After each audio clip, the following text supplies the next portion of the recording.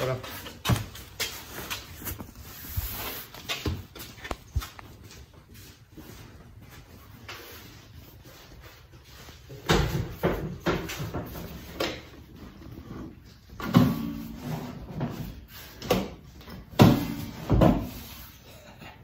How's that gonna look?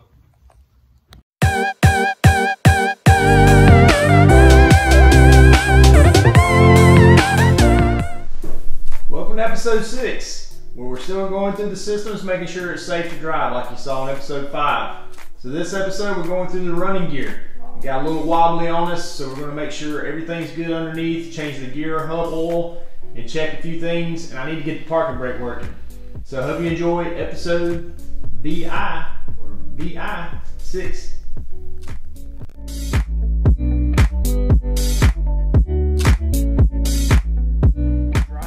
We're going to go ahead and do some safety checks. I need to check the CV joints, make sure the CV shafts are tight up against the rotors.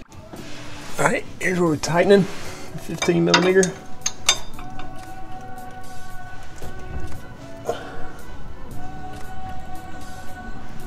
Make sure it trips apart.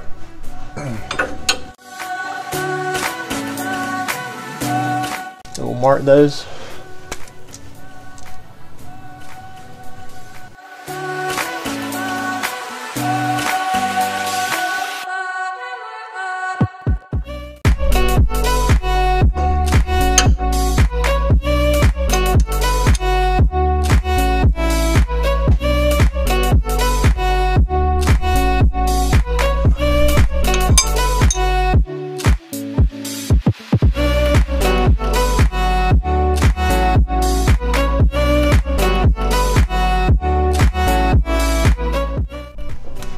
Up front now, process repeated. You can see we're either the factory or the unit maintenance already did it as well. That's how important this is to make sure it's good. But you don't want a half shaft coming off driving unready.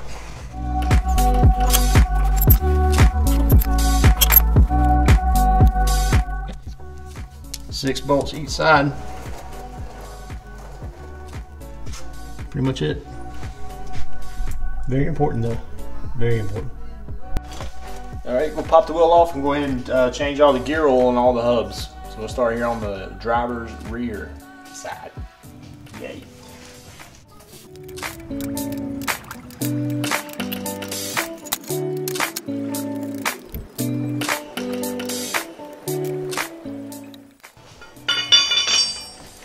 I have an air hammer. I think I'm gonna switch over to air.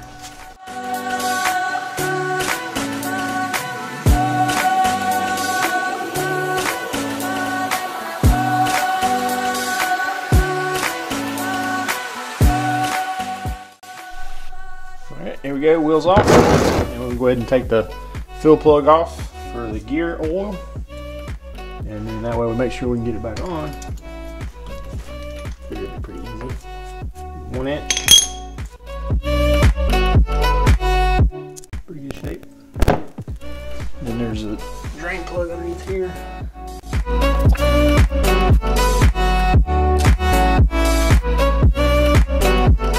Look at that.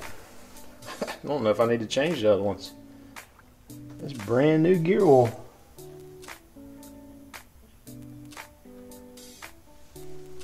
That's pretty good. Alright, let's drain down and put it back together and fill her back up with oil.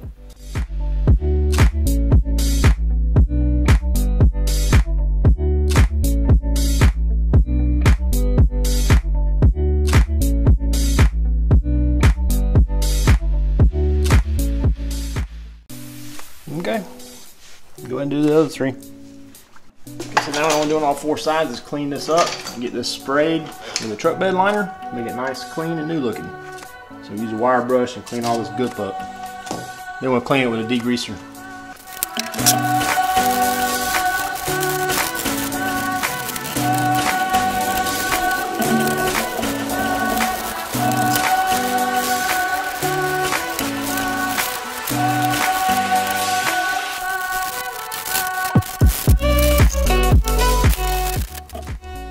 Degrease it. Right now it's brushed off, we'll spray it with some pressurized methanol, acetone, and toluene. Nothing like a little non-toxic formula here to get everything clean. But it works really good to degrease it. You can see I've already sprayed it, and it really comes clean. So now we'll shoot it, mask it off, and shoot it.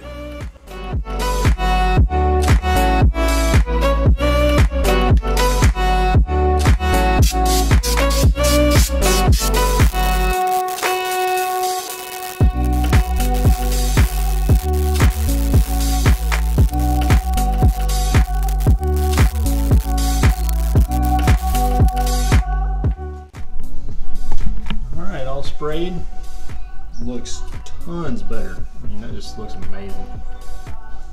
So we got the gear oil changed on this side. Got a lot of touch-up places I need to get to, but it'll be easy to get to that with the tire on. Got this side done. Off to the other sides. All right, let's inspect our work from the other night, where I did the spray underneath here. And this is the Duplicolor bed liner, and I really wasn't sure about it because it doesn't look like it's covering very well. But I was able to find a few more cans of it. I have 3 more cans. This took 2. So I think it did turn out pretty well. All right, we got this side done, and we got one little thing to do before moving on. I'm gonna go ahead and take care of it. I've got to replace that parking brake cable. So it looks like you pop that pin out. There's a little retaining pin on this end, but it also looks like, I'll show you in just a second what the next issue might be. From this end, it appears the muffler is in the way, because you can see up there, that's not connected. It tells me the left side is, but the right side is not. It might be a little tough for everybody to see here, but you can see up in there, that rusty cable, that's the right side parking cable. So something happened to it. The jacket's off of it. You see right here. So we should be able to take the muffler down and run it across the top of the fuel tank, because I sure ain't dropping this fuel tank. I hope not. So we're gonna go ahead and drop this muffler and see if we can fish it out of there. And sometimes I'm simply amazed at the ease of how stuff comes out. Like this muffler was actually pretty easy. This heat shield is bolted to the catalytic converter right here, and the muffler. It's got, you know, 2 nuts on each one. Pop those off, this heat shield moves out of the way, and you can easily reach all the bolts around where the catalytic converter meets the muffler. And it just drops right out. I mean, it's amazing how easy it is stuff to work on. But I mean, look at this parking brake cable. I don't know what in the world happened to it. I mean, this is a 2004. That thing looks like it's 40 years old. It just got ate up. Must have been a bad one or something. But you can see here it's clearly disconnected. Actually, the end's ripped off. So let's take that one out. Put the new one in. Got the old one out, and this thing is some kind of cruddy. The only thing I could figure that got in this kind of shape is that they were driving it with the parking brake up and it just burned up. I mean, it looks like it's been just with burns. What's funny is the left side's perfectly fine. It's very strange. But anyway, so we got the new one. Let's pop it in. All right, we got the parking brake cable in. So the true test is to crank it up, put it in gear, put the brake on, and let off the other brakes and see if it holds. Let's see what happens.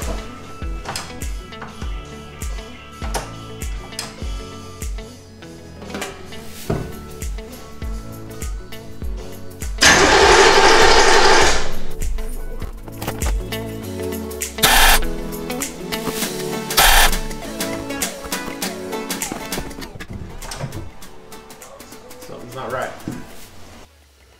All right, I had quite a detour there from trying the parking brake cable. The Humvee didn't want to start, it just sit there and spun over, and then it clicked out. First thing I noticed was I had several things touching. This was touching here, and then it's hard to see down in there, but that was touching there from a previous scar. This lug on the bus was loose on the inside in here, and also the negative terminal body ground was loose. So then I just, then the next thing was to go through all the grounding, which is a very good thing to do. This was all rusted, cleaned it up.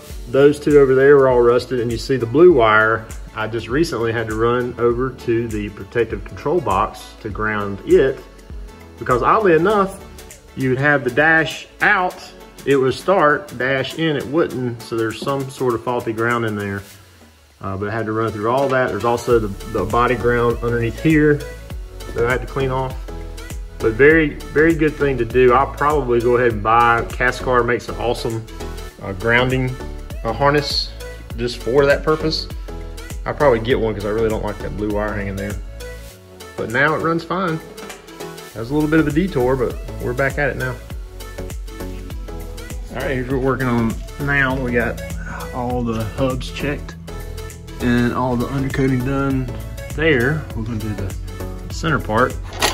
So I went ahead and took the protective bars that protects the rotors off, hit them with a wire wheel brush, and cleaned them up a little bit. And then we're shooting those. Let them dry and we'll reinstall them. Then we'll do the front plate here, and then we'll do the back, and we'll have the undercoating done. On to the next thing.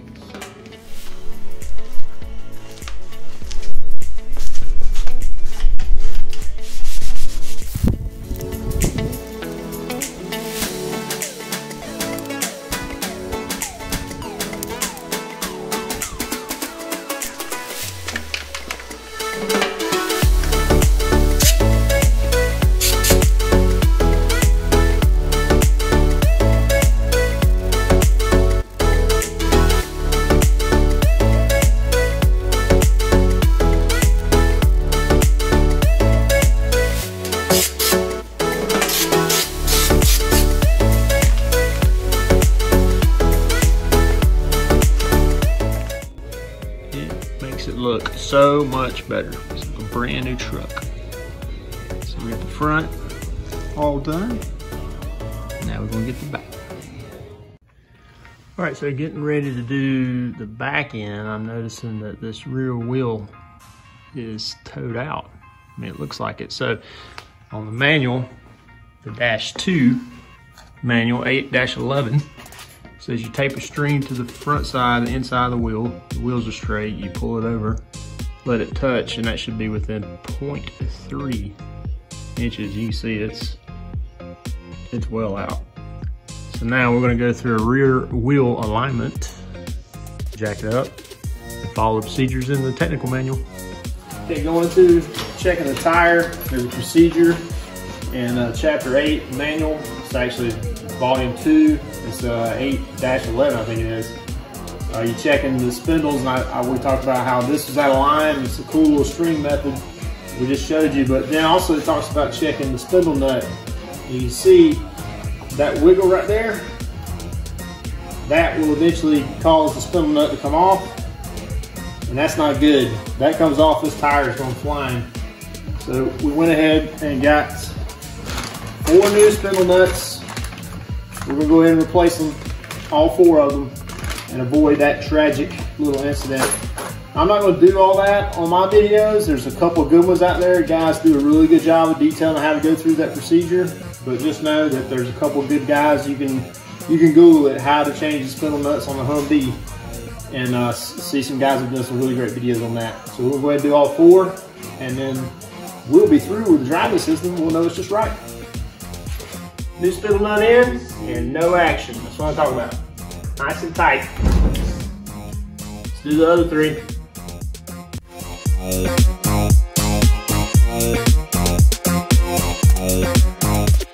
So we had a big package arrive today. The seats, pretty awesome. They arrived on Christmas Eve. That's pretty cool. So let's open up and see what they look like. A little sneak peek. We've still got some work to do on the inside before we can put them in, but I'm kind of excited to see these.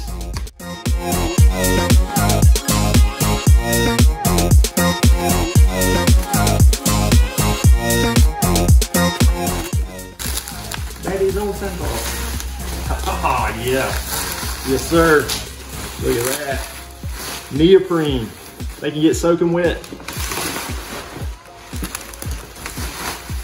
Awesome. That's awesome, isn't it? So they're all here. I got 4 of the same seat. It's the Corbeau Moab black neoprene.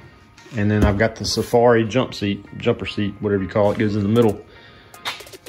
And that's gonna look far better than the US military issue. Can't wait to put them in. But we gotta do the Linex next. And it's shipped. Linex material's on the way, just ain't got here yet. This is gonna be awesome. Hey. Who you playing with, Gates? Snake Eyes. Snake Eyes is supposed to be helping me. Yeah. So you're in to play with him? Show everybody Snake Eyes. That's Snake Eyes. Whose Humvee is this? Mine. No, it's Snake Eyes. Snake Eyes Humvee. Mine. It's yours. Project Snake Eyes.